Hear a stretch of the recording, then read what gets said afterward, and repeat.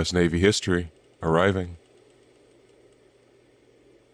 Welcome back to the U.S. Navy History Podcast. I'm Dale, and I finally let Stephen out of timeout. Hello, EXO. Listen, okay? The cook's food is too salty. I don't care what everyone says. If you insult the cook makes your food crap. I've told you this. Everybody else has had no problem with his food.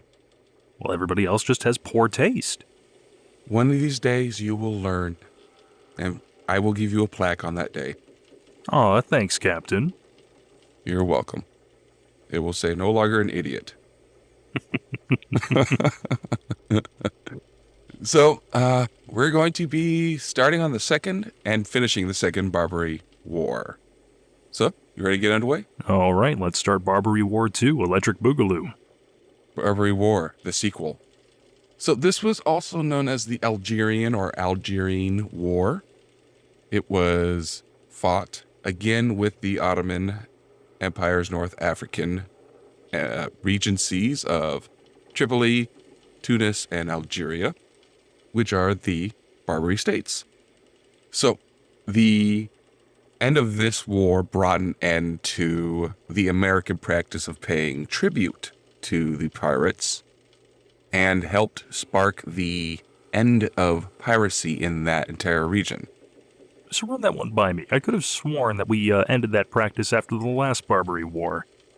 Well, in this day and age, it's kind of hard to fight two wars at the same time. Which is why Britain was so ineffective at the beginning of 1812, because they were fighting with Napoleon. Right. So we can fight on two fronts, or we can just pay one off and fight the other one. Better to start paying tribute again for a few years after kicking the hornet's nest that is the United Kingdom. And then once that conflict is over, everybody just does a slow turn to the Barbary states. Oh, were these ships yours? You know what? You can have them back, and here's the crews back. We'll keep the cargo. I'm assuming they didn't have the good sense to do that? No. Oh, boy. So, while the War of 1812 was happening, the Barbary pirates were like, you know what? These guys are distracted. We're going to start attacking American and European vessels again. And we're going to take that stuff. And so they started taking ships and ransoming off their crews. Even though we were paying tribute? Well, the tribute would stop that, but you still got to start doing the ransom to get the tribute again. So once 1812 was done, as I said before, all heads turned towards the Barbary coast. So the U.S. Congress, on March 3rd of 1815, authorized a deployment against the naval powers of Algiers. They assembled 2 squadrons and kitted them out for war. One squadron was under Commodore William Bainbridge out of Boston, and the second one was out of Commodore Stephen Decatur, based out of New York. Now, Decatur was ready to get underway on May 20th, and he had under his command, his flagship was the USS Guerriere of 44 guns, and the captain of the Guerriere was William Lewis. The Constellation had 36 guns and commanded by Captain Charles Gordon. There was the Macedonia with 38 guns under the command of Captain Jacob Jones. A sloop of war, Ypres, commanded by Captain John Dowse. The Ontario with 16 guns commanded by Captain Jesse D. Elliott. And the brigs Firefly, yeah, let's fry those fires. And the brigs Firefly, Spark, and Flambeau, all with 14 guns, and they were commanded by Lieutenants George W. Codgers, Thomas Gamble, and John B. Nicholson. There was also a couple of schooners, Touch and Spitfire, of 12 guns, commanded by Lieutenants Walcock Chauncey and Alexander J. Dallas.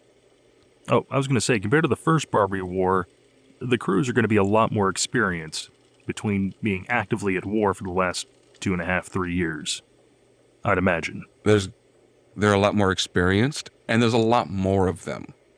because you're going from one combat footing to another one.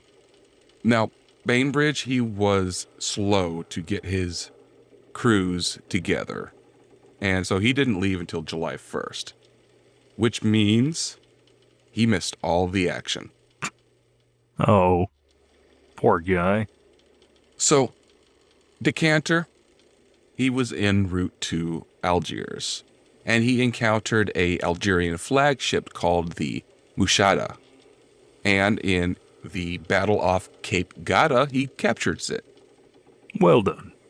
So they continue on, and by the end of June, they reach Algiers, and they start negotiations. So there are persistent demands for recompensation with a lot of threats of destruction. So the leader, which is called the Dey, he was like, okay, you got me. So they signed a treaty on the Guerriere in the Bay of Algiers on July 3rd. Now Decanter agreed to return the ships that he captured, the Mushada and the Estío, and the Algerians returned all American captives that they had, which was about 10. So they also exchanged European captives for subjects of the Dey, which is around 500 guys. So the Dey gets all captured ships returned, all captured crew returned, and he just has to give up 10 Americans and a small handful of Europeans? He also does have to pay $10,000 because of siege shipping. All right. And this is 1815? Yes. Okay, he's still made out like a bandit. That's only about 188K nowadays. The treaty also guaranteed that no further tributes were to be paid and granted the U.S. full shipping rights. So, in 1816, Britain did a diplomatic mission as well, and they brought a small squadron of ships to the line in Tunis, Tripoli, and Algiers so they could try to convince the Deys to stop their piracy against them. So, the Beys of Tunis and Tripoli agreed to this without any fighting, but the Dey of Algiers was more reluctant. So the negotiations got a little bit nasty. Resistant how? And why? Well, the leader of the diplomatic mission was a Mr. Edward Hello, who was the first Viscount of Exmouth. He believed that he had a great treaty which was going to stop the slavery of Christians and return them to England. But there was confusion. So the Algerians troops massacred about 200 Corsican, Sicilian, and Sardinian fishermen right in front of the British, just after the treaty was signed. So, of course, this caused outrage in Britain and in Europe.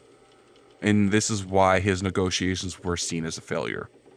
I'm just trying to think of what logic that... Yes, we've just signed a peace treaty. Wonderful. Yeah, we can't exactly engage in the piracy and the slave trading anymore, but this document doesn't say anything about murdering hundreds of fishermen. Maybe they found a hole in the treaty.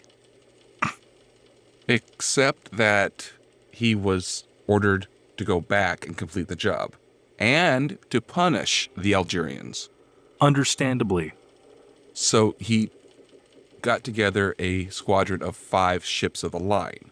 So these are big ships. Mm-hmm. They were also reinforced by a number of frigates and also a flotilla of 6 Dutch ships. So this was an international cooperation. This is sounding like the 1816 equivalent of Desert Storm. Well, the UN wasn't involved at this time because they didn't exist. Well, yeah, I'm just saying, like, a small, North African, Middle Eastern nation starts throwing its weight around, and Western powers are just, okay, enough of that now. We're gonna bring everything we have to bear for this one.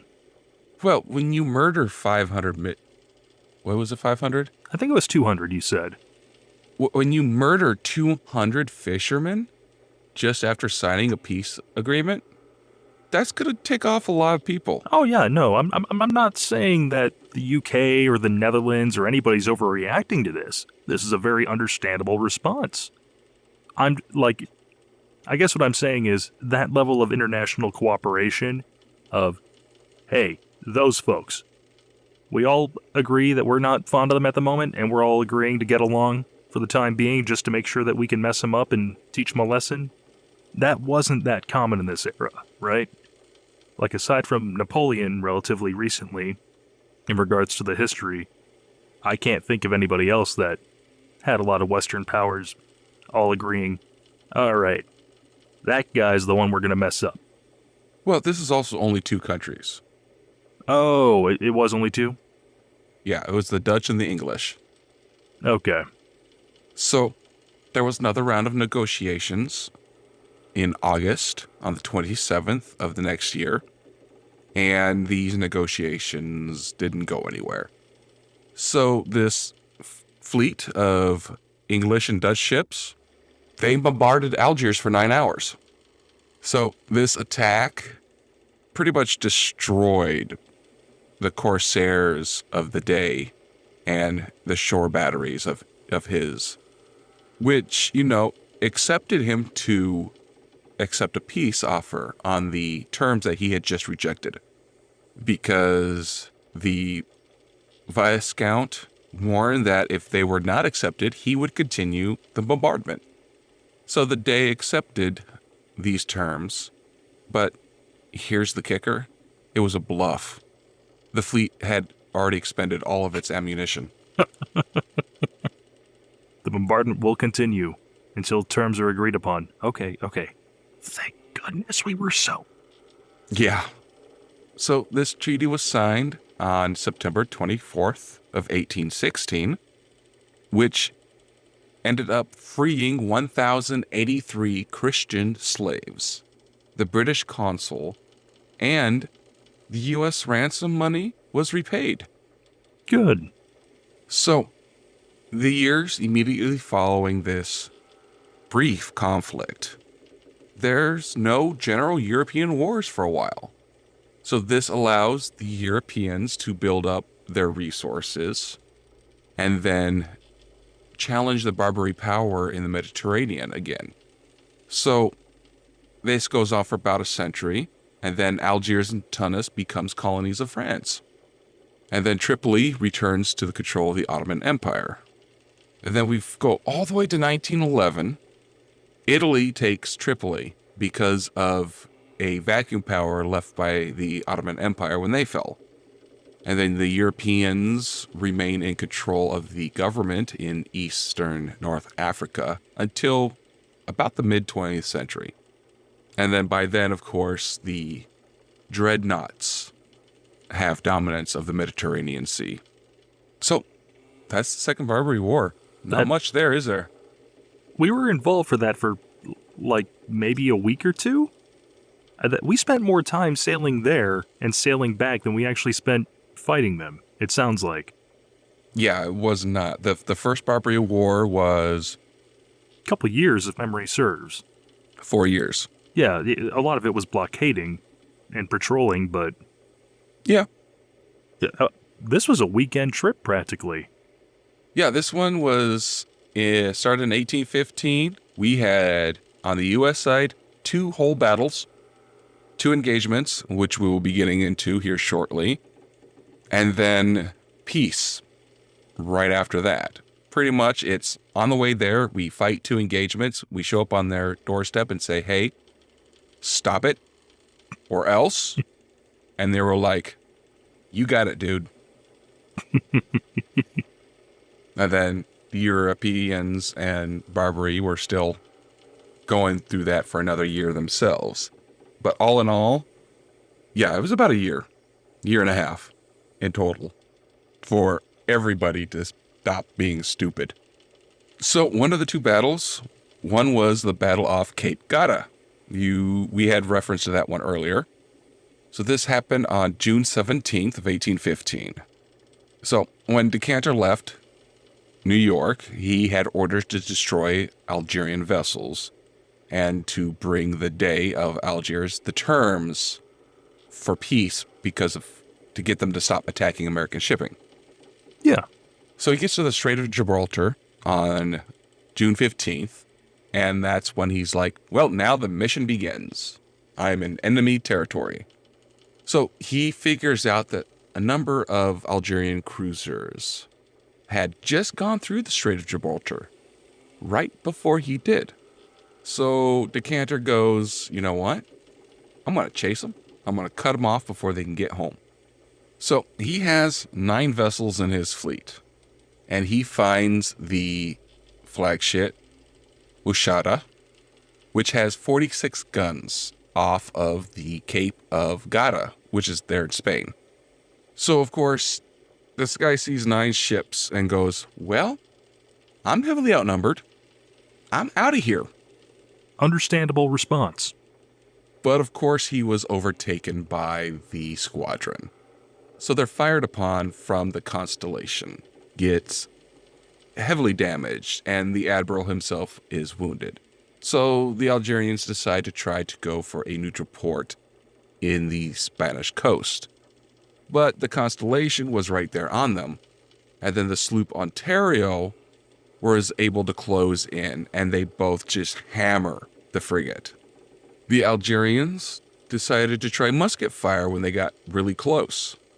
But, of course, Decanter is very experienced, and he gets the Guerrier alongside the frigate and fires a devastating broadside into her, crippling the ship and killing the admiral. So, after this, Decanter ceases fire. He expects the Algerian ship to surrender. Oh no. Instead, the Algerians continue to fight with muskets for as long as they are able to. So Decanter brings in another sloop, the Epervier, who fired 9 broadsides into Mashuda. And of course, this has disastrous effects. But this also brings the battle to a close because the Algerians okay, we're being really stupid here. Let's just surrender.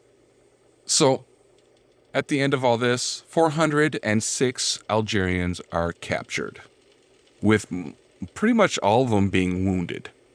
And then there's also 30 of them who died. One of which was the admiral of that entire battle group that had sailed through earlier. Yep. The American losses?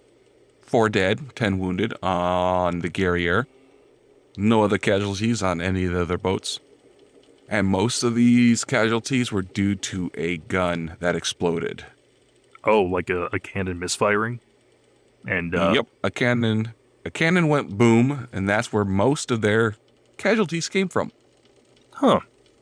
Well, I mean, you did state that this was effectively placing dynamite at the base of a barrel and then loading it with a bowling ball and just hoping it stuck in one piece. That's exactly what these cannons were. What fun! I'm so glad I don't hang out with the gunnery crews, those mad bastards. Yeah, they've been talking about wanting to shove you in a cannon and lighting it off. ¿Por qué? So Decanter puts a prize crew aboard and sends it off to Cartagena. And Decanter takes the rest of his boats and keeps going towards Algiers. And then encounters another Algerian cruiser off of Cape Palos, which is the next battle we're going to be getting into. So let's actually just go right into it. So he goes after this cruiser and chases them into the shoal waters near the coast of Spain off of Cape Palos.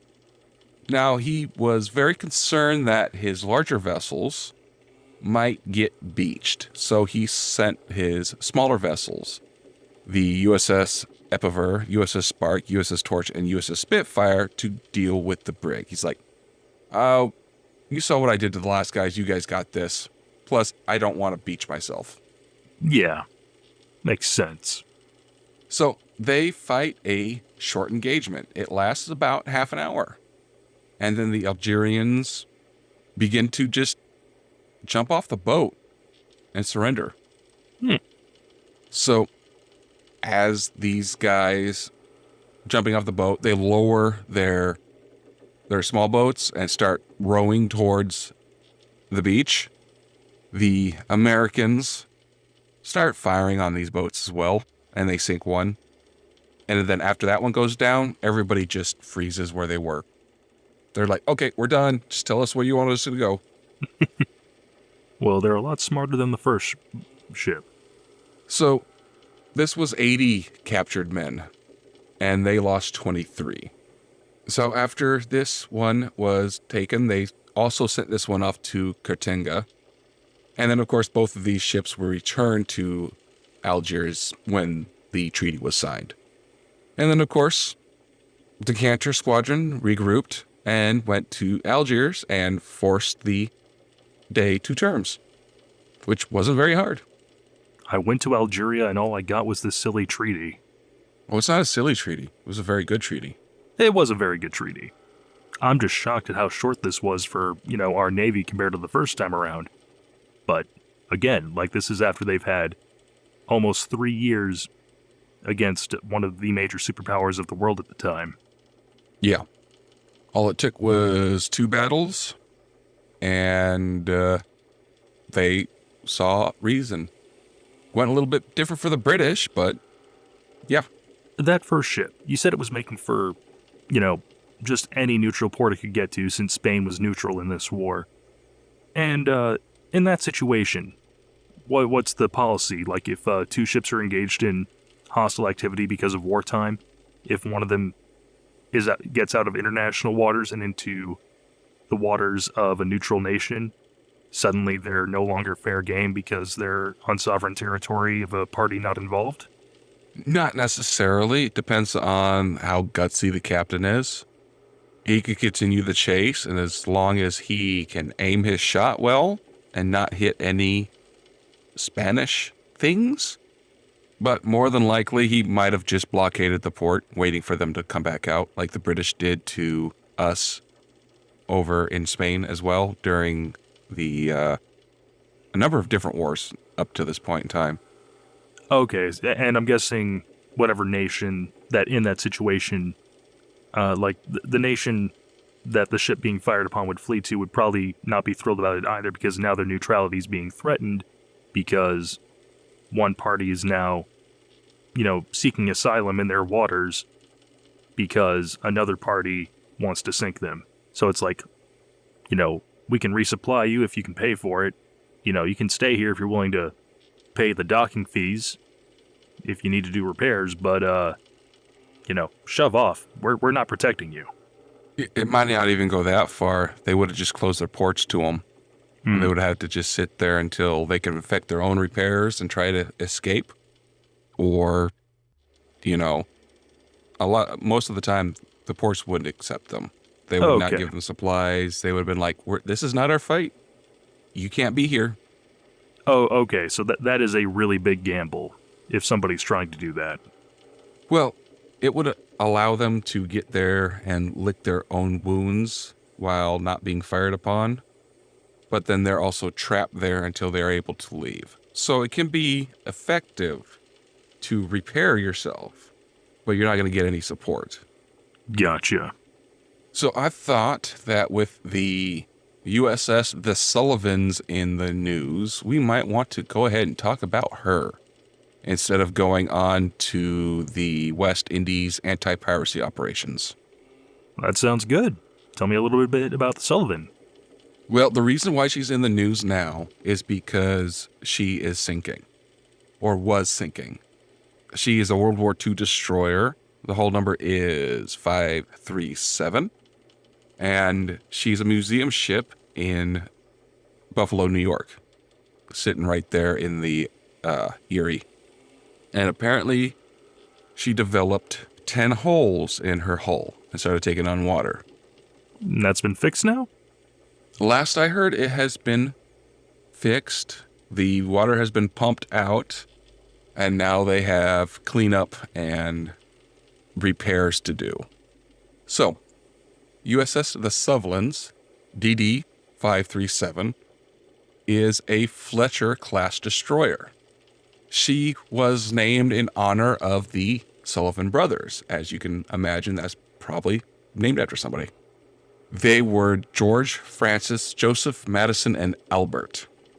They were between 20 and 27 years old when they all lost their lives on the ship that they were stationed on, the USS Juneau. She was sunk by a Japanese submarine during the Battle of Guadalcanal, November 13th, 1942. And you remember Saving Private Ryan?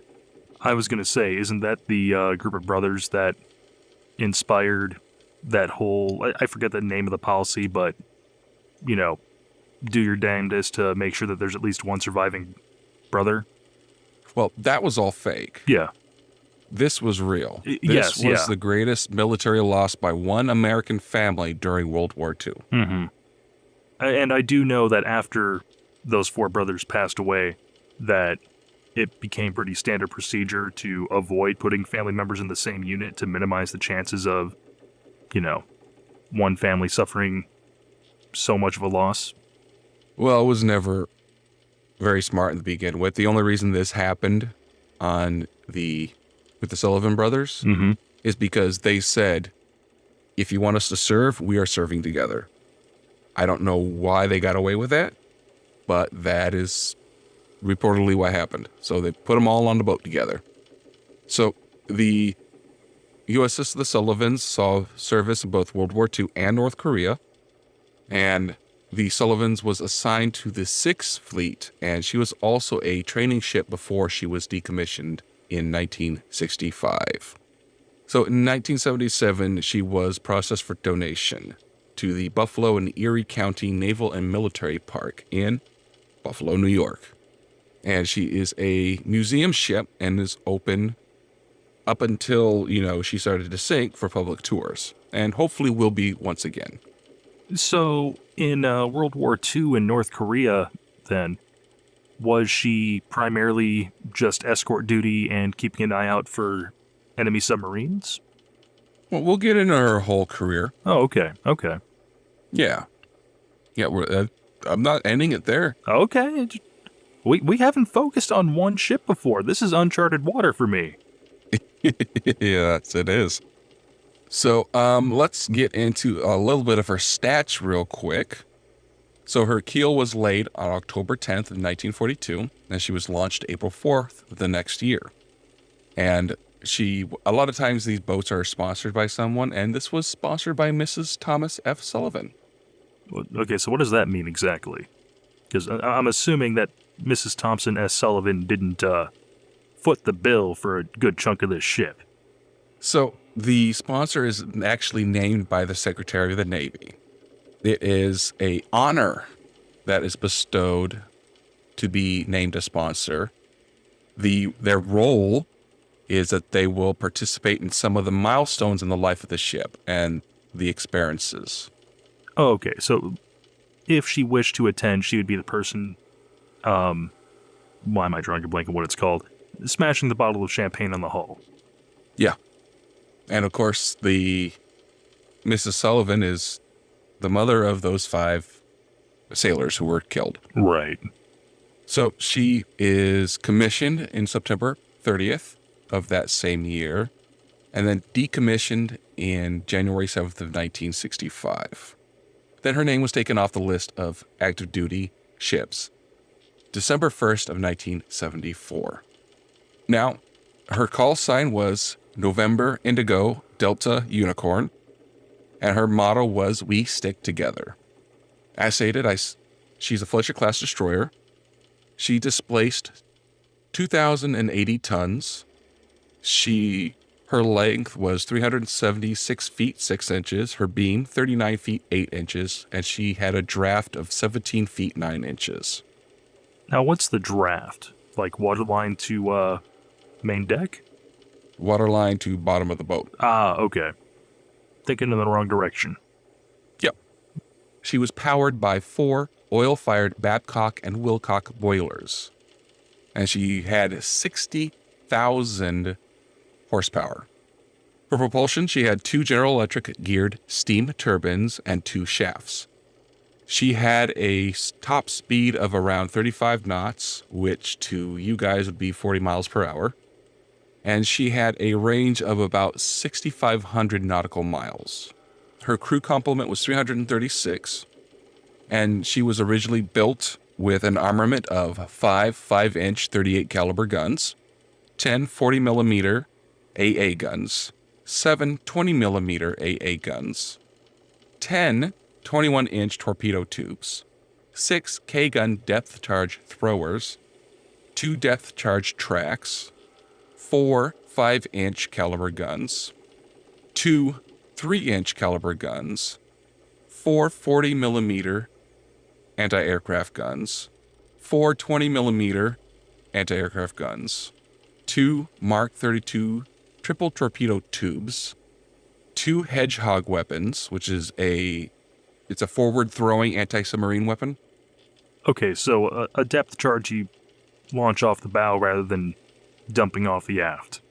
Think underwater mortars. I'm enjoying my initial interpretation of it a little more, where they're just throwing hedgehogs at the enemy. And with that one, they had 1 depth charge track. Okay. So they were originally going to call this boat Putnam, but then she was renamed by President Franklin Roosevelt because he wanted us to honor the Sullivans. Now, he did the Sullivans instead of Sullivan because he wanted to do all 5 brothers and not just one of them. Mm-hmm. So in 1944, they have a shakedown cruise, and then she gets underway with sister ships, Dorch and Gatling, on December 23rd of 1943. And they arrive at Pearl Harbor 5 days later. Then they start training operations. And once they get through that, she's assigned to Destroyer Squadron 52, or Desron 52. So, on January 16th, she steams out of Pearl Harbor with Task Group 58.2, bound for the Marshall Islands. She gets to the Kwajalein Atoll and joins the Battleship Division 9 group. Then, 2 days later, as all of these guys reach their targets, the picket destroyers were sent ahead to protect the main force, or the battleships, from the enemy. So on January 24th, the task group arrives at dawn to start airstrikes against Roy. So 2 days go by, and the Sullivan screens the Essex, Intrepid, and Cobalt as they launch pretty much continuous air raids. And then after this, they go and continue their operations to the north and northwest of Roy and the Namur Islands throughout the Battle of Kwajalein. And then on February 4th, they turn around and go to Majuro to refuel and replenish their stores. So on the 12th, after they're all done, they go back and continue their screening of the Essex, Intrepid, and Cobalt, which is they're circling around the entire battle group looking for submarines and incoming aircraft to give the carriers time to sortie defensive fighters if needed. Right. Like, the role of this ship and those like it is to act as a, early warning service and first response in the event of somebody trying to get in. Mm-hmm. So, these guys got lucky. The commander of the Sullivans wrote in his logs, "No enemy opposition of any kind was encountered," which means that the air attack from these 3 carriers was a complete surprise on the enemy. So 5 days later, this changes. The enemy strikes back. They torpedo Intrepid at 0010, which makes the carrier slow to 20 knots and lose steering control. That's not good. So the Sullivans, Owen, and Stembull, they go and stand by the stricken carrier and escort her to Majuro for repairs. So once they get there on the 21st, the Sullivans turns around and goes to Pearl Harbor because they need some upkeep and some dry docking. But 18 days later, she is underway again. So she covers the sorties of the task groups of 58.2, 58.9, and 50.15 from Majuro, bound for the Paulus, Yap, and Boli Islands. Okay. So on the 29th, the fleet was approaching their next target area when they were attacked by enemy aircraft. Thankfully, the anti-aircraft fire from this task force was able to drive them away. The next day, this is putting us on the 30th now of March, the Sullivans was doing her screening operations and helped to beat off a Japanese air attack. So, once again, going back for replenishment, and then she comes back out to screen for Task Group 58.2 when they were performing airstrikes on Hollandia, Tanahumura, Wakdi, and Atapi. I apologize for my pronunciation. I know it's horrendous. This was to support operations of amphibious landings onto New Guinea. And then late in April, the Sullivans participated in support of airstrikes on a Japanese base at Truk. On the 29th, the Japanese retaliated with a air attack. Now, the radar picked up 4 Japanese planes 16 miles away, coming in very fast at altitudes between 10 and 500 feet. So once these guys came into range, the Sullivans opened fire with only one 40mm twin mount, but all 5-inch guns. I'm kind of surprised that their radar was able to pick that up. Granted, I'm not sure what military radar can do, but fun fact, your XO got his pilot's license before he got his driver's license. Generally, if you're under 1,000 feet, you are not showing up on radar nowadays. At least that's what I was told by my instructor. Well, you also got to understand that radar has evolved over the years. And also, cruising altitudes have evolved over the years as well. Also fair. And yes, military radar would cover more of the spectrum than civilian radar. But don't follow the example of those Japanese pilots, folks. Don't be 10 to 500 feet above sea level or ground level. Always stay at least 1,000 above for your own safety. Unless you don't want to file a flight plan, then you got to stay below 1,000. Yeah. If you want to just not have anyone knowing where you're at, sure, stay under 1,000. Just hope your engine doesn't cut out at a very inopportune time. So, 2 of these planes get splashed, and then one of them crosses ahead of the Sullivans, was hit and crashes in flames off of her port beam. So very close. So then she goes and provides cover for the battleships, led by the Iowa, who bombards the island of Ponape. Now, is that part of New Guinea, or is this a different campaign they're helping with now? This is part of the Caroline Island groups, part of the Senyavin Islands. This would be north of New Guinea. Okay. North to northeast of New Guinea. So same area. Gotcha. So she actually takes part and fires 18 rounds at extreme long range to Tumu Point. And then she saw 3 beached Japanese landing barges and shifted her fire over to them. And now, what is extreme range for the Sullivans with these guns? So they probably use the 5-inch guns. So these guns would be, when you look at an old destroyer, you would see probably 2 on the front, 2 on the back. Modern day destroyers, you'd see a 5-inch gun on the front. The maximum horizontal range of one of these guns with a 55-pound projectile is just under 10 miles.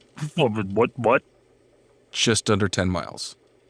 Yes, gunnery sergeant? Aye, Captain? Do you see that little blip there on the horizon? Barely, why? I don't wish to see it anymore. Now, when they use this gun in an anti-aircraft role, It reaches a 37,200 feet ceiling. Okay, yeah, yep. Short of a, U-2 spy plane or, your SR-71 Blackbird, neither of which existed in World War II, I think you're good. We had very effective weapons. Clearly, USS can shoot over Mount Everest because, what's height advantage? Only 10 miles into the coast. Anything beyond that, you had to have aircraft for if you wanted to keep the U.S. Navy involved. This is the Pacific Theater. Island hopping is the name of the game. Most of these islands probably don't have many, if any, spots that are 10 miles away from the coast. Papua New Guinea notwithstanding. Yeah, these small ones, yeah. Shore bombardment from boats was very effective. Okay, so the Sullivans does a unrep with Yorktown and goes back to Majuro. And then 10 days later, after doing a shore replenishment, she sorties again with Task Group 58.2, bound for Marcus and the Wake Islands. So the whole Wake stuff starts. And pretty much from 0800, the carriers keep sortying aircraft for 3 days. Holy crap. Now, after this, they go back to Najero, and the Sullivans actually tries to hunt a submarine. What was unable to find it. So next, they get underway for Saipan, Tinian, and Guam to screen the carriers that are conducting airstrikes in the area. Every once in a while, the Sullivans picked up enemy snoopers. I assume this isn't a comic strip mascot armed with a rifle. No. Snoopers are radar-equipped aircraft used for night raids. Oh yeah, I forgot about that. They did start installing radar in planes towards the tail end of the war, didn't they? Because of how well radar started becoming, being able to be used for direct fire operations and everything like that, that radar advanced in leaps and bounds. And yes, I think mid to late World War II, radar was just being installed everywhere. Right. So once they started seeing these guys, they actually get one and shoot them down. Good for them. So they go to Saipan, and they are going to support the landings onto Saipan. They are assigned to be a communication link to different areas of the task force, so they can be stretched out in a long area and still have really good radio communications. All right, that's sensible. Which means that she had to stay within visual sight of both task group 58.1 and 58.2 during the day. So she also, during this day, picks up 31 Japanese merchant seamen because their ship had been sunk offshore. So they take them and they keep them as prisoners until they can get them to the Indianapolis. June 19th of 1944 was the first day of the Battle of the Philippine Sea. And the Japanese attacked the task group with their aircraft. The Sullivans was able to pick up one of the planes visually at a range of 5 miles. So when they spot them, they are diving from 23,000 feet to start their attack run. From 5 miles away? You're 23,000 feet, you want a controlled dive. That's when you really want to start coming down for your landing. I mean, I was flying a single-engine Cessna that I think the highest me and my instructor ever took it was 12. It got chilly. So I'm no expert at how fast and how far away you should or should not be descending. Well, I'm sure they know better than we would. This is true. This is true. So the Sullivans take tracer fire, and then they open up with their 20 and 40 millimeter batteries.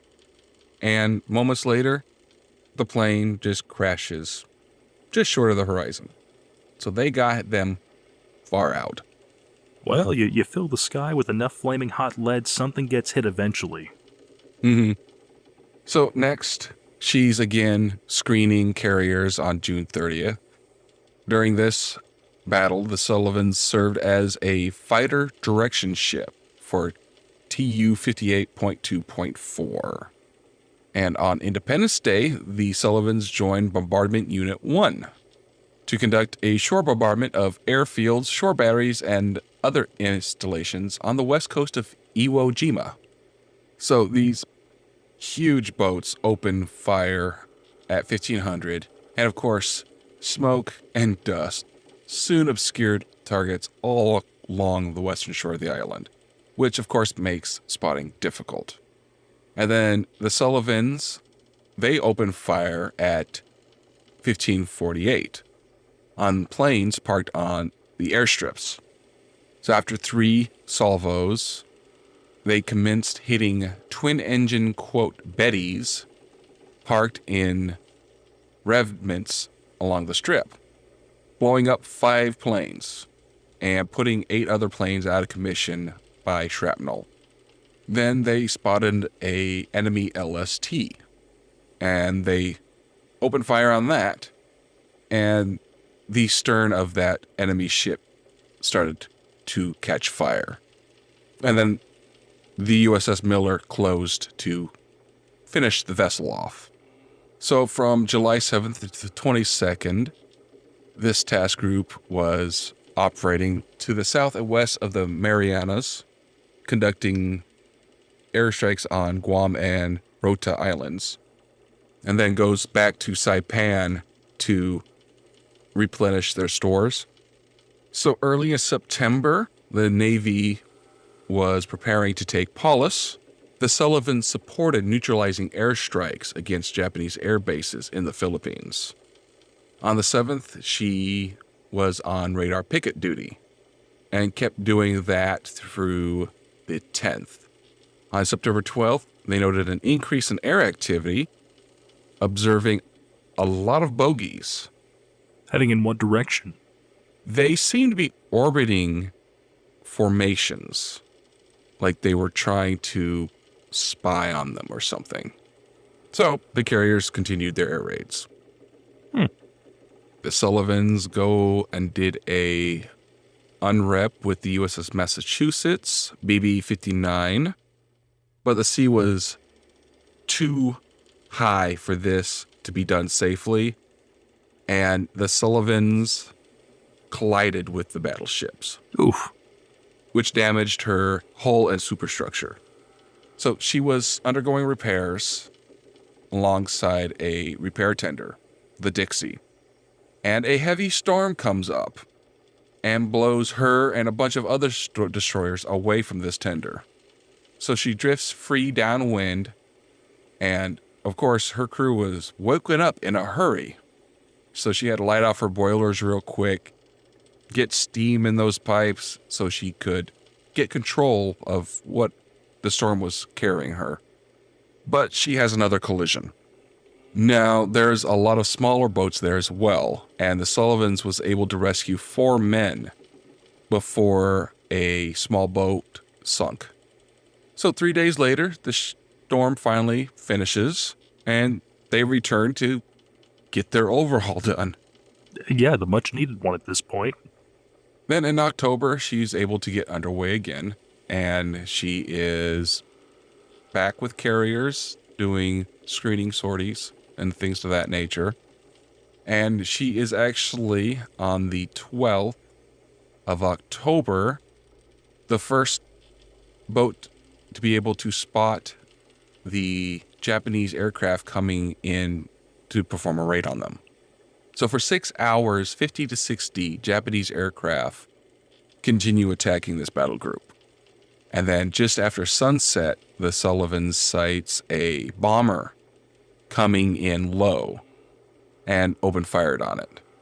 So in all, she was able to shoot down 8 planes herself. Just in that one day? Yep. Well done. So on the 16th, the Japanese mounted a heavy air attack to try to finish off a few of the cruisers that have been damaged up at this point. So the Sullivans opened fire on these planes, and destroyed them. They then rescued 118 men off of the Houston that had been hit during that initial attack. Okay. So they were sweeping along the coast of Samar. They were looking for damaged enemy vessels. And then at dusk on the 19th of November, they had to fight off a lot of different air attacks. They personally damaged one bomber and then saw it disappear over the horizon, smoking but, quote, stubbornly remaining airborne. All right. And then 6 days later, she had better luck when her gun set a Japanese plane on fire and it splashed into the sea. She then did training exercises from December 8th to the 11th, and then returned to screening duty on the 14th. And then, of course, doing an unrep for refueling, the weather gets rough again, and Typhoon Cobra appears. And of course, she had to do an emergency separation because of this typhoon. The Sullivans just had terrible luck with choppy sea and typhoons, didn't it? Well, here's the thing. 3 destroyers were sunk and several ships damaged by winds and waves. But the Sullivans emerged undamaged. All right, I rescind my statement. They learned their lesson from that first time around. And of course, they started with the rescuing operations for men in the sea. So now we go to 1945. She escorts the Iowa to Manus. Then she supports the American landings on Luzon. And then finds, once again, heavy seas, which postpones a target that they had planned to hit. So 45 is when they started striking at Tokyo and Iwo Jima. And the Sullivans was on screening duty for all of these. On February 28th, the Sullivans sights a mine and destroys it. But, of course, up to this time now, enemy aircraft were not as prevalent as they were just a year ago. So the screening operations that they're doing are starting to become pretty boring. So the Sullivans was doing another unrep with the Enterprise, taking on fuel, when there is a kamikaze alert. So they have to do a emergency SEP, and they all scram. And I don't know what it is with her and the Enterprise, because she was doing another unrep with them, trying to get a FD radar antenna. Okay. So they could replace their antenna. And they had to do another emergency set because another enemy air attack comes in. So where before she was a magnet for choppy weather, now she's a magnet for kamikaze pilots. Well, I mean, at late stage of the war, kamikaze pilots were prevalent. Yeah, right. You know, you run low on trained pilots and you run low on your facilities to manufacture new aircraft. Well, you know what? Let's just teach the kids how to hold onto the yoke, point the nose in the direction, and, you know, just load up a bunch of balsa wood with an engine and an incendiary bomb. Yeah. But she was able to get separated, and she was able to go to flank speed and open fire on the aircraft. Now, the Halsey Powell was not as lucky. The Japanese plane came through all that anti-aircraft fire and crashed into her astern while she was fueling alongside the Hancock. The Halsey Powell lost steering control and started to veer across the carrier's bow. Thankfully, the Hancock was able to avoid that collision. In other words, they went hard to port or starboard or whatever the case was. Right. And they were able to maneuver. So the Sullivans responded to the Halsey Powell and rendered emergency assistance. She was able to come alongside. They slowed to a stop, and they were lowering a motor whaleboat to transfer a medical officer and a pharmacist mate over to the Halsey Powell when you can guess, another kamikaze comes out. And this guy was heading directly towards the Sullivans. So the radar picks up on the enemy plane. And as soon as the whaler was clear of the water, the Sullivans just go to flank speed. They go hard to starboard, and they were able to get their 20 and 40 millimeter guns operating and just opened fire on this one plane. Now, it ended up not colliding with them. He probably saw all those tracers. He's like, you know what? It ain't worth it. Pulled up and passed 100 feet over the masthead and escaped. That's incredibly impressive. It is. So after all of this, it was a little quiet for a little while. And then the next day, the Sullivans picks up another plane from 15 miles away. And they visually identify it. So they open fire on it 5.5 miles away. And they use the 5-inch battery. Remember the 32,000 ceiling on that thing? Yep, they put that thing into practice.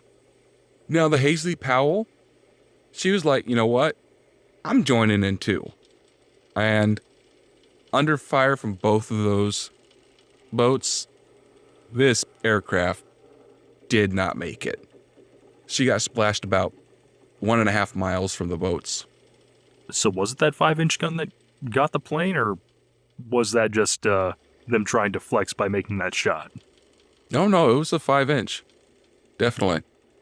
I'm just impressed they could make a shot like that because, let's just assume that it's a projectile velocity of like 1,500 feet per second. That's still, you're talking a good 20 seconds at least between pulling the trigger and then hoping the plane is where you led the target to. Yeah. But I'm sure they're not using solid shot either. Oh. Not when they're doing anti-aircraft. They're probably putting in a scatter shot round. Okay. I was assuming that 55-pound round you were talking about earlier. I'm sure, some of them might have snuck in there, but more than likely it was just high explosive shells used. That makes a lot more sense. I mean, if they did it with the 55-pound slug, hats off to the gunnery crew. They win trick shot of the war award. Yeah. So the next action they saw was off of Okinawa. They were guarding the carriers and supporting of the landings on that island. They were on radar picket duty, and they came under air attack. They were able to down one plane and not get hit themselves.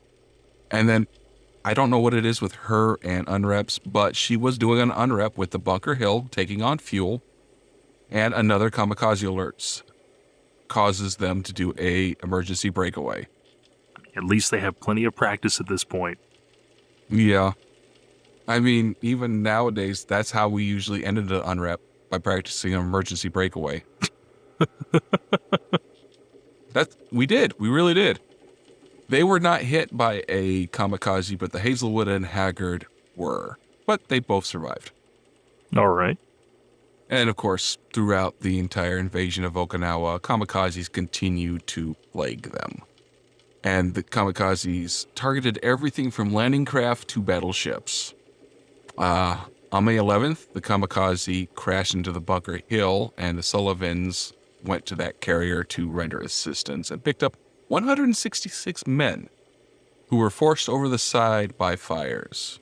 3 days later, the Enterprise was hit by a kamikaze, and 4 enemy planes were shot down, one of them by the Sullivans. And this is her last combat battle during World War II. So June 1st, she pulls into San Pedro Bay, Leyte Gulf, for recreation and upkeep. Very well-deserved recreation. At this point, yes.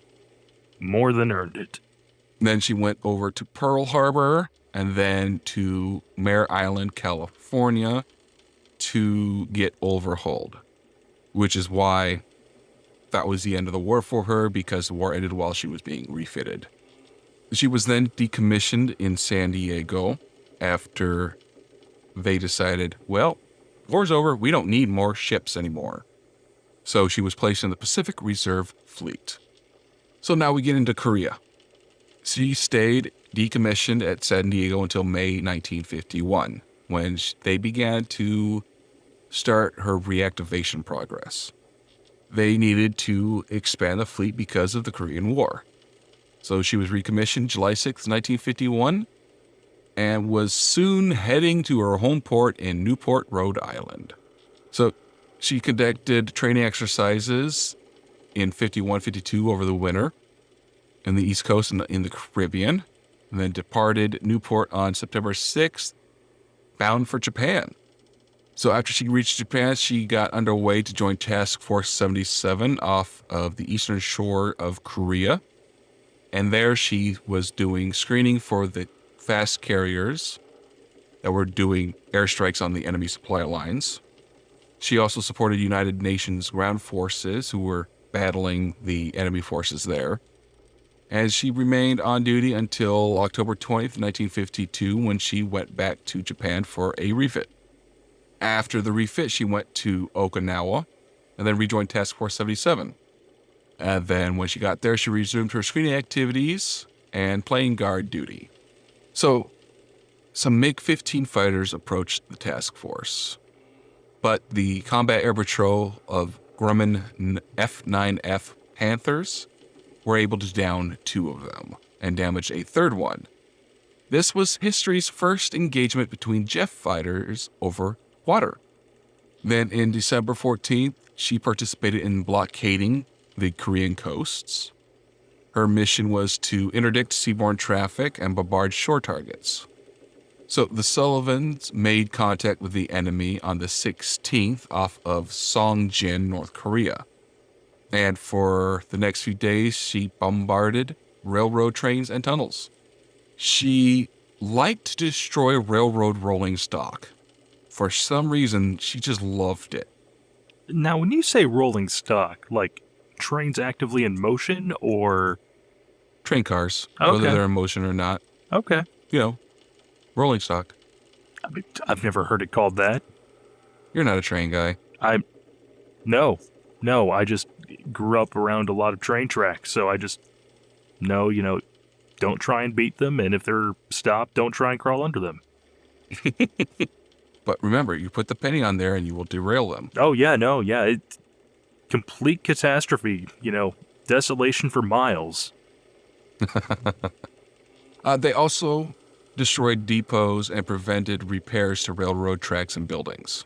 So on Christmas of 1952, the Sullivans scored a direct hit on Railroad Bridge while under enemy fire from artillery on the shore.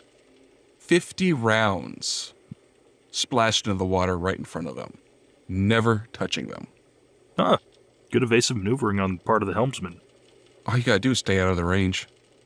If you really want to stretch it, yes, as long as you are, just at 10 miles or 37,000 feet and change below them, you should be fine. The Sullivans did destroy at least one of these artillery positions. They have confirmed that.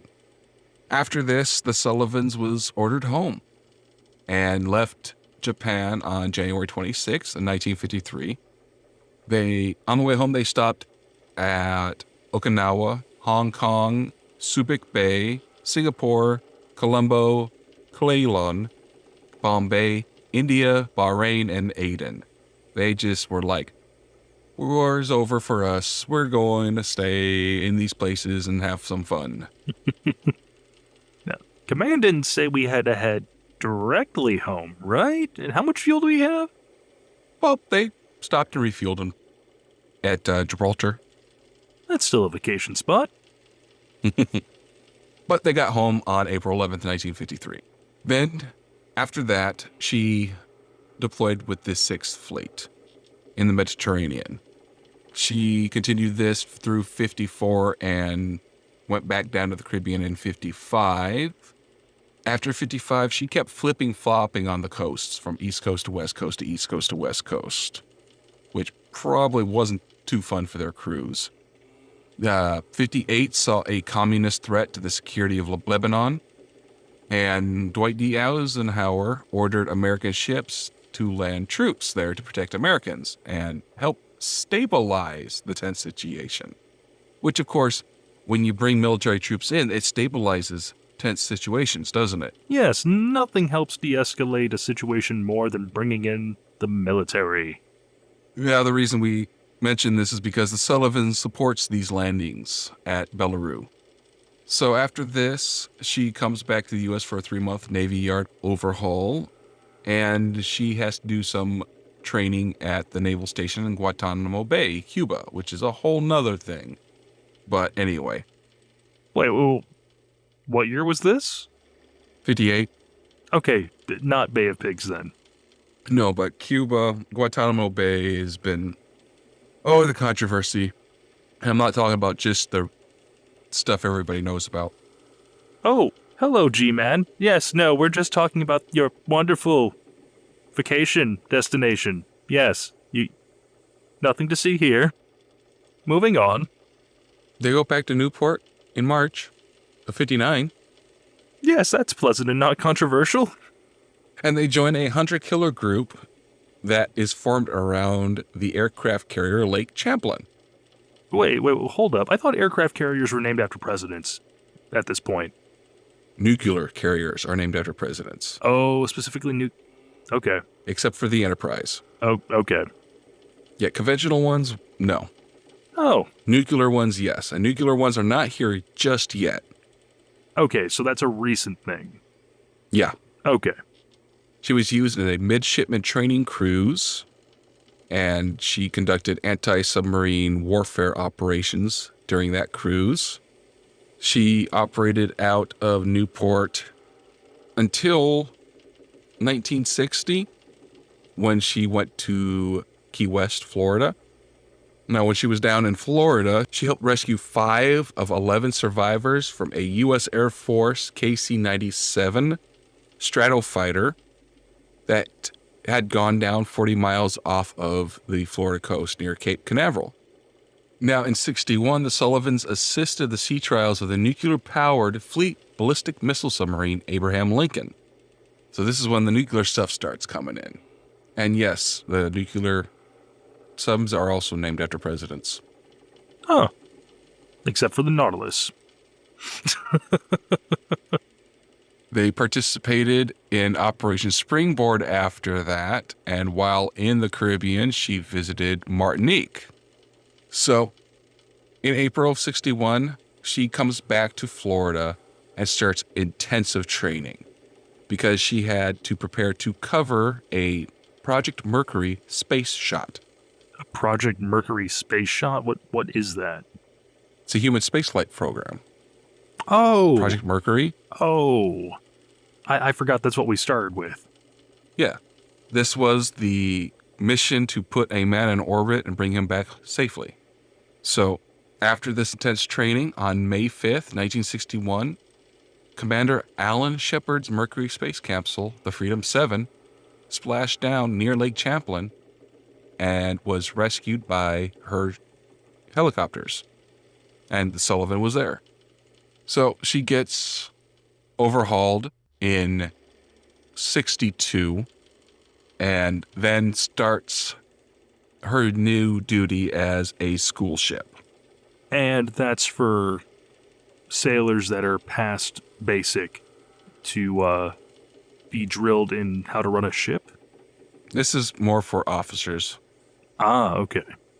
No, if you're enlisted, you go from basic to your A school or right to the fleet.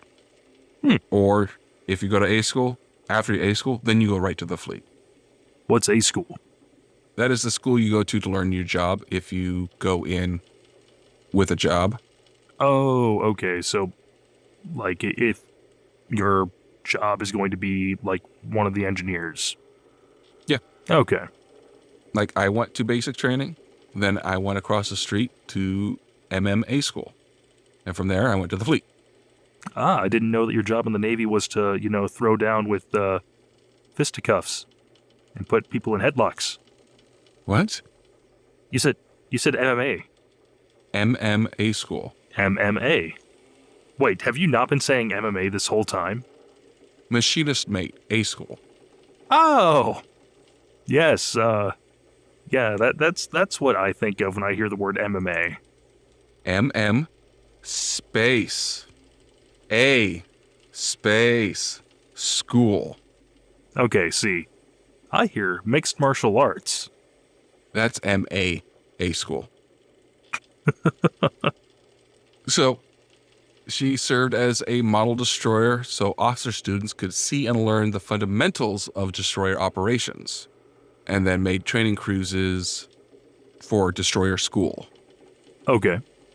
Now, October 1962, do you remember what happened then? Sputnik? Cuba, missiles. Oh, I was gonna say it isn't Kennedy's assassination, but yeah. Oh, yeah. Certain events occurred in Cuba. There may have been a bit of a standoff. So the Sullivans joined the American naval forces there, blockading the island. And then once the Soviet government took those weapons off, they went back to Newport. Then she conducted a few more training cruises and did her destroyer school stuff.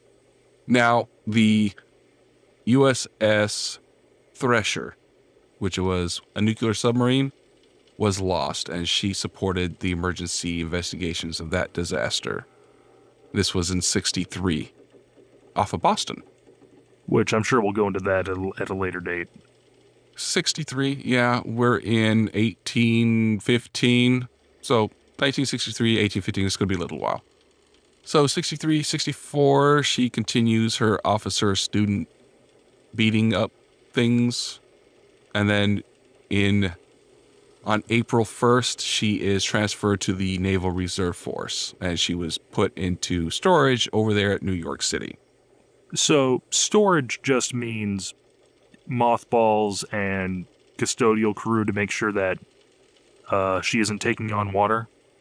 Well, in this instance, since she was transferred to the Naval Reserve Force, she's given a Naval Reserve crew, which is pretty much just storage because they don't know how to do anything. Yeah, mostly they just used her as ASW exercises up in Canada. So there was a collision of an Australian aircraft carrier and Australian destroyer, the Melbourne and the Voyager, which sank the Voyager. So the U.S. offered the Sullivans to Australia, along with her sister ship, Twinning, as a temporary replacement. But they decided to instead take the British Royal Navy's officer of a Daring-class destroyer, the Duchess, which was the same class as Voyager. So all in all, the Sullivans received 9 battle stars for World War II and 2 for Korea. She was decommissioned January 7th, 1965 at the Philadelphia Naval Shipyard and remained in the reserve there into the 1970s. That is an actual just tie boats up, preserve them as much as you can, and we just wait to see if we need them. All right. 1977, she and the USS Little Rock, a cruiser, were processed for donation to the Buffalo and Erie County Naval Military Park in Buffalo, New York. And that's where she sits there today when she's not sinking. Which, from what you've said, she is not presently. Not anymore, but she was. She was declared a National Historic Landmark in 1986, and on February 26th of this year is when she started to sink. But as of the time of this recording, she has been refloated, and they are trying to get funds to process the repairs and restoration that she needs. Yes, fixing naval vessels requires a little more than flex tape. Just a little bit. But hopefully they are able to do what they need to do to keep this historic ship afloat and open to the public. Because More than likely, as our fleet goes more and more towards the nuclear option, there will be less and less museum boats. Yeah, and for any of our listeners who haven't checked out a museum boat before, I highly recommend it. I don't remember the name of it exactly, but in fourth grade, my class and I checked out one of those World War II submarines on Lake Michigan. Very cool, very informative. Also, not a good time if you're over 5 feet tall, in regards to the sub. Yeah, I've been on a World War II destroyer, a World War II submarine, the Queen Mary over there in San Diego. She was a converted troop carrier. Hmm. I've been on the Lexington. I've been on, most recently, the Missouri. That was interesting because I've actually been on that boat when she was not a museum. I've been underway on that boat before, so that was different.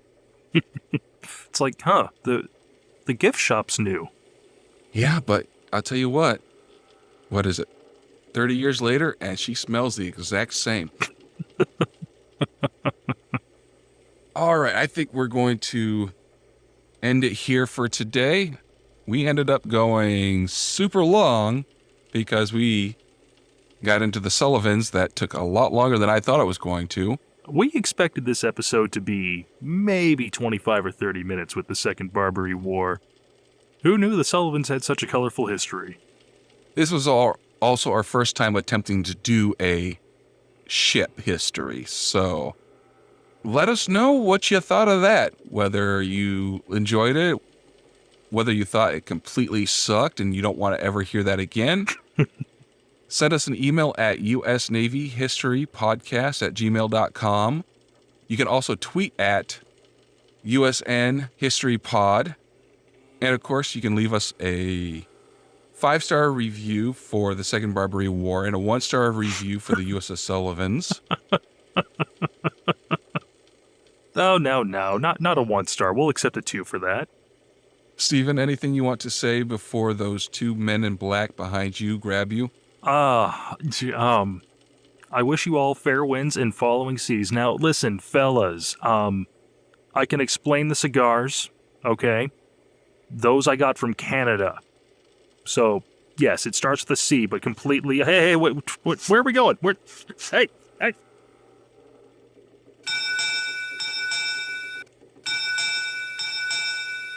U.S. Naval History Podcast. Departing.